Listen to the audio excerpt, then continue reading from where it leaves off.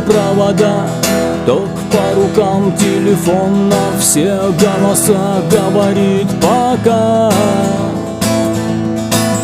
Пора. И пальто на гвозде, шарф в рукаве и перчатки в карманах шепчут: подожди до утра, до утра. Но странный стук зовет в дорогу. Может, сердце, может, стук в дверь. И когда я обернусь на пороге, я скажу одно: